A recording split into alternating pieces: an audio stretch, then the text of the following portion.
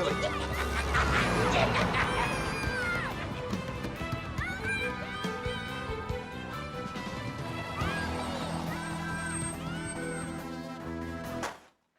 Welcome, Stalkers. It is I, the Devil Reaper, here with you once again with the Halloween horror movie marathon.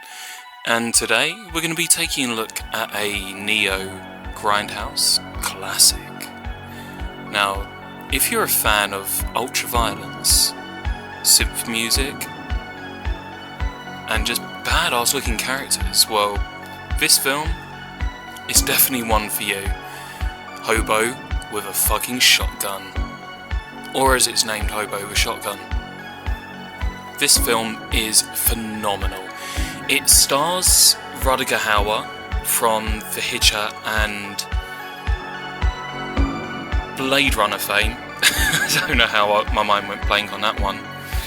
And he's playing in a role you would never expect to see him in, but he pulls it off so damn well. For an independent movie that was made for only $3 million, this movie looks and feels freaking amazing. This is how movie making should be done. Just like in the good old days when you're looking at the late 70s, early 80s of slasher and horror movie cinema. It was a bunch of indie filmmakers getting together and making movies out of passion. Some of them just wanting to make something quick, cheap and easy to get their name into the industry. And this one, well, if they haven't solidified their names now, they sure have done within the horror realm. I can tell you that much. This is definitely a new cult film. The characters are just otherworldly. You have these otherworldly type of characters. I don't know if I don't want to spoil it, so I'm not going to do that. But there's these two characters that are introduced partway into the story, and well, they just take the film into a complete different world.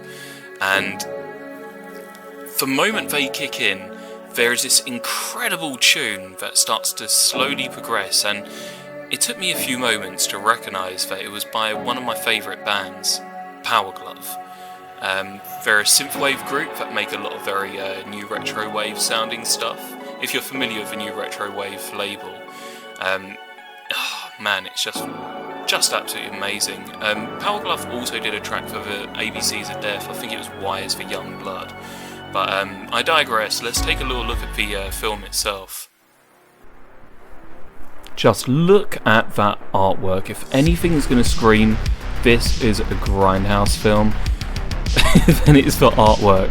Straight out. I remember when I first found this film, it was in a second-hand movie shop, and I just saw the title, Hobo With Shotgun, and I just thought, anything, if you remember in a previous film I said, anything that kind of tells you what it is in a way that punches you in the face and says, fuck you bitch, this is what this film's about, then it's going to go one of two ways. And this one, it did it in a way to say, this film is going to fucking kick ass. Yeah, this film's going to hit you in the face so hard your teeth are going to come out your ass in alphabetical order. I can tell you that much. It's very hard hitting. It's rife with very dark comedy, and the effects are just, they're just perfect. There's enough blood spray in it to make you laugh, but it's graphic enough to make you cringe and writhe. Depending on your tolerance to this sort of stuff, I think there's quite a few people out there who will be disgusted by certain scenes throughout it, and you could tell from the scene at the beginning of this video, the sort of tone that's set out is it is a dark message about reality and how we all kind of ignore everything that goes on around us. And I was always brought up being told there's two types of bad people in this world: people who do bad things and people who see bad things happening and do nothing about it. And for Hobo, he's going to do something about it. I can tell you that much. Well guys, if you haven't already stopped me by subscribing, be sure to do so. I hope you're enjoying the series so far. Let me know in the comments if you are. If you have any recommendations, be sure to feed them over to me. But for now and always, keep it creepy.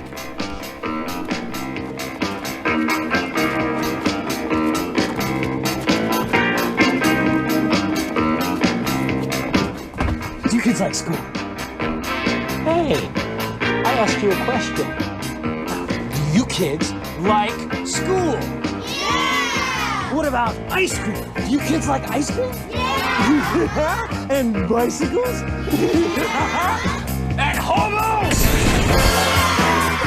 I hate hobos!